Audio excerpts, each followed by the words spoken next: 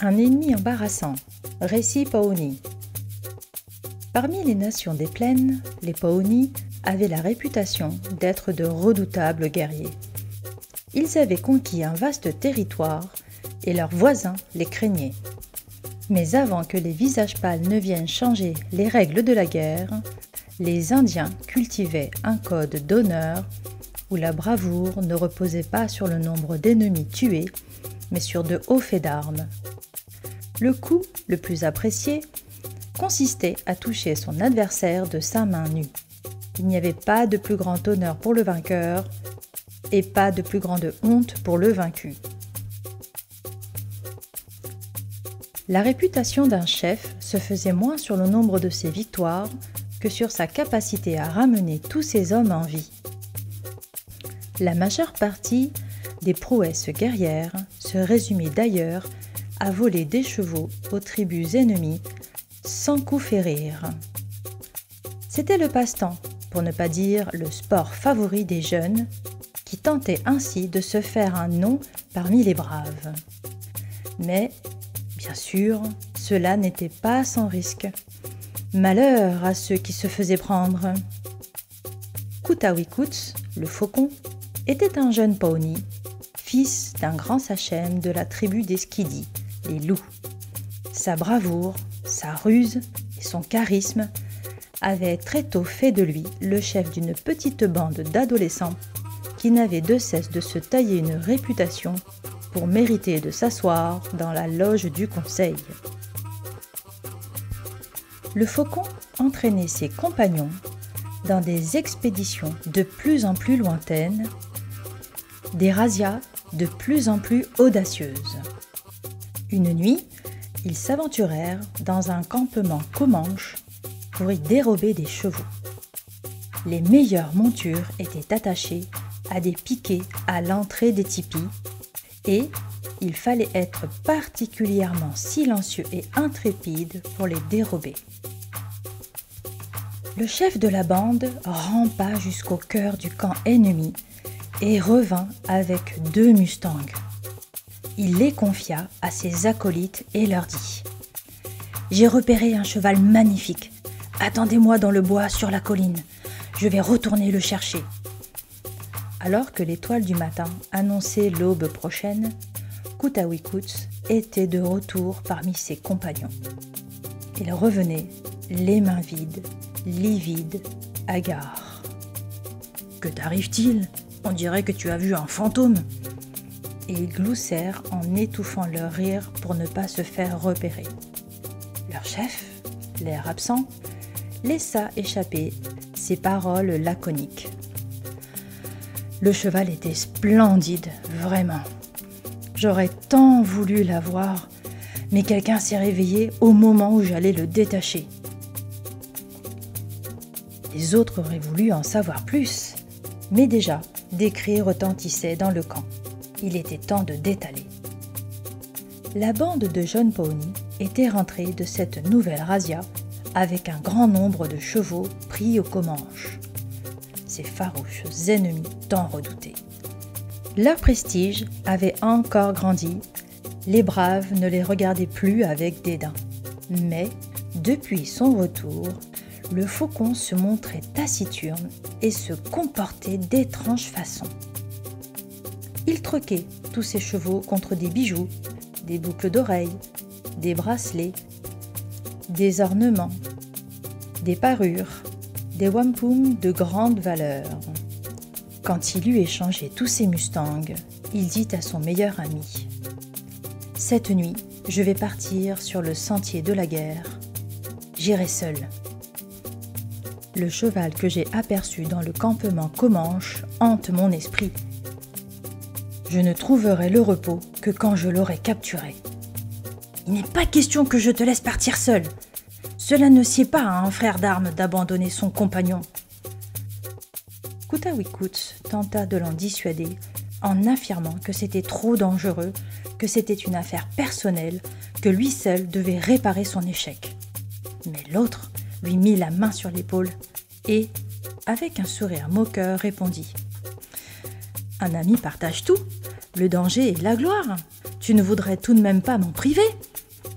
Tu ne voudrais pas qu'on me traite de lâche pour avoir laissé partir seul mon frère sur le sentier de la guerre? » Les jeunes guerriers enfourchèrent leurs montures et quittèrent le village sous l'œil à demi ouvert de la lune. Ils n'avaient pas fait une lieue qu'ils étaient rejoints par 6 autres de leur bande qui voulaient aussi être de la partie. Le faucon ne put les décourager et, à contre-cœur, il prit leur tête. Sur le chemin, il fit promettre à son ami de ne rien révéler aux autres du véritable but de son expédition. Il conduisit ses compagnons dans la vallée où ils avaient vu le camp des Comanches, mais les tipis n'étaient plus là. Ils errèrent des jours et des jours à la recherche d'un autre coup, s'approchèrent de plusieurs campements ennemis. Mais chaque fois, le faucon allait seul en éclaireur et revenait en disant que le camp était trop bien gardé ou que les chevaux ne valaient pas grand-chose. Après une demi-lune, les jeunes guerriers étaient fatigués de ce petit jeu. Ils avaient l'impression que leur chef avait dû vraiment rencontrer un fantôme l'autre nuit chez les Comanches. Depuis, ça ne tournait pas rond sous son scalp. Ils avaient aussi remarqué qu'il tremballait dans un sac attaché à sa selle toutes ces breloques qu'il avait troquées contre ses chevaux. À croire qu'il était toqué, hanté par un mauvais esprit. Mais il faisait leur ancestral proverbe « Ne juge pas ton frère avant d'avoir marché plusieurs lunes dans ses mocassins ». Ils ne posèrent pas de questions indiscrètes et, comme ils avaient choisi le faucon pour les guider dans leur razzia, ils patientèrent encore. Enfin, un soir, après être allé espionner un nouveau campement, Coutaouicouts revint vers ses compagnons et leur dit « Cette nuit fera de nous de grands guerriers. Il y a de magnifiques mustangs ici. Choisissez bien les meilleures montures. Soyez prudents. Nos ennemis sont très nombreux. D'autant plus qu'il y a un peu plus loin des Cheyennes qui pourraient nous couper la retraite. » Les jeunes gens se faufilèrent entre les tipis, aussi silencieux que des ombres, détachèrent un grand nombre de chevaux qu'ils savaient calmer avec des paroles médecines. Les Pawnies étaient les meilleurs voleurs de Mustang et on disait qu'il y avait de la magie là-dessous, que leurs chamans n'avaient pas leur pareil pour endormir les esprits de leurs ennemis avant que leurs braves ne partent en expédition. Alors qu'ils s'éloignaient avec leurs trophées, le faucon dit à son ami « J'ai enfin retrouvé le cheval qui me hante. Il est au milieu du camp. C'est sans doute la monture d'un grand sachem. C'est très dangereux. Ramène nos compagnons chez nous. Ne m'attendez pas. Si je ne peux prendre ce Mustang, je préfère mourir. Pas question que je t'abandonne. Je t'accompagne. Si tu dois mourir, je mourrai aussi. C'est le destin des frères d'armes. Mon père m'a toujours dit qu'un véritable guerrier doit aller aussi loin que son ami sur le sentier de la guerre. S'il est encerclé, tu dois tout faire pour le sauver. S'il meurt, tu dois tomber avec lui pour que vos os reposent côte à côte. Ma mère elle-même m'a dit qu'elle ne pleurerait pas si je quittais ce monde en brave, mais qu'elle mourrait de honte si je me comportais en lâche. Très bien, je vais tout te dire. L'autre nuit, chez les Comanches, quand je suis retournée pour détacher le cheval qui me plaisait, la peau du tipi était entr'ouverte et j'ai vu, à la lumière du feu, une jeune fille qui peignait ses cheveux. Je n'ai pu m'empêcher de m'approcher pour la contempler, tant elle était belle. Soudain, son regard a croisé le mien.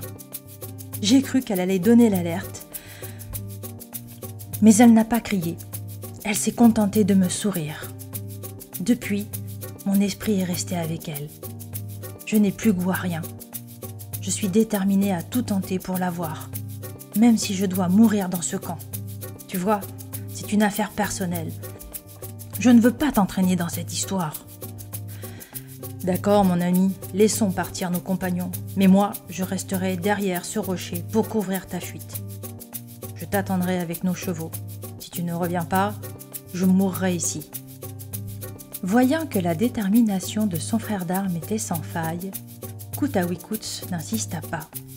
Il prit le sac rempli des précieuses parures et il se glissa dans le camp ennemi.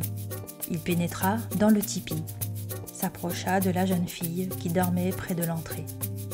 Il retira doucement la couverture qui était sur elle, en sortit une autre magnifiquement tissée de son sac pour la remplacer.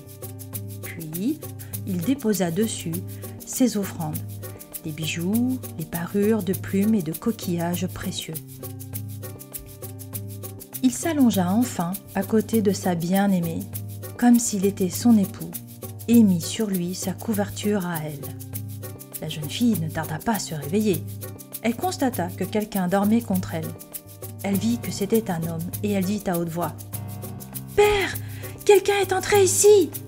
Le chef ouvrit les yeux, s'assit sur sa couche et, apercevant le crâne rasé surmonté d'une crête, la coiffure caractéristique des Pawnee, il dit tranquillement : « Oui, et c'est un ennemi. » Voyant que le jeune guerrier ne bougeait toujours pas, le sachem prit son calumet, se leva et s'assit tranquillement près du feu, tout en ordonnant qu'on aille chercher les autres chefs. Bientôt, le conseil était réuni au grand complet sous le tipi pendant qu'une foule attendait dehors. L'intrus n'avait pas bougé, toujours allongé sous la couverture de la jeune fille. Les chefs commencèrent à palabrer en se passant le calumet. Et, comme il y avait parmi eux un captif Pawnee adopté par la tribu, il dit au jeune guerrier dans sa langue : « Viens t'asseoir parmi nous et explique-nous ce que tu fais ici. » Kutaouikouts raconta tout. Les vols de chevaux, le sourire de la jeune beauté qui lui avait volé son esprit. L'autre Pawnee traduisait. Les chefs restèrent silencieux un moment. Certains jetaient des regards méprisants à l'étranger. D'autres esquissaient des sourires amusés. Puis, ils reprirent leur discussion. « Il dit qu'il vient pour la fille, mais ses camarades sont encore partis avec nos Mustangs. Il faudrait donner une leçon à ces Pawnee qui ne cessent de voler nos chevaux. Envoyons sa tête à son père, le grand chef des Skidis, ces loups impitoyables. Il serait temps qu'ils nous craignent. » Peut-être, mais cela ne fera qu'attiser la haine entre nos peuples. Les Pawnee ne comprennent que la parole des armes. Ils ne nous laisseront tranquilles que quand nous leur aurons donné une cuisante défaite. Et voilà, une bonne occasion de prendre le sentier de la guerre. Nos alliés Cheyenne et Sioux n'attendent que cela pour calmer l'ardeur des Pawnee. Mais ce jeune guerrier s'est comporté comme un brave. Il a fait preuve d'un courage exceptionnel. Il mérite le respect. Il aurait pu tenter d'enlever la fille de notre grand chef. Il ne l'a pas fait. Ce n'est qu'un jeune écervelé. Si nous le laissons repartir vivant, on dira que nous sommes aussi fous que lui. Nos ennemis riront de nous. » Et la discussion tournait en rond, comme le calumet, sans qu'aucun avis l'emporte. Un vieillard qui n'avait rien dit jusque-là prit la parole de sa voix chevrotante. « Vous avez bien parlé, mais votre vision est courte. Il vous faut encore apprendre à lire les signes que le grand esprit nous envoie. Ce jeune Pawnee, notre ennemi, est venu seul ici parce qu'il a fait un rêve. Qui, parmi vous, aurait eu cette audace? Il porte maintenant la couverture de ma petite fille. Comment pourrais-je accepter qu'on le maltraite? J'ai perdu trop de frères, de fils sur le sentier de la guerre. Il serait temps que les vrais hommes qui vivent sur cette terre s'unissent et défendent ensemble leur mode de vie. Vous savez combien les visages pâles convoitent nos plaines et nos bisons. Comme je suis le plus ancien ici, je pourrais prendre la décision. Mais cela ne serait pas juste. Permettez-moi de donner la parole à ma petite fille. Elle est la première concernée par le rêve du jeune guerrier. Il me semble que c'est à elle de décider. Personne n'osa contredire le vieux Sachem au regard d'aigle, à la chevelure de neige.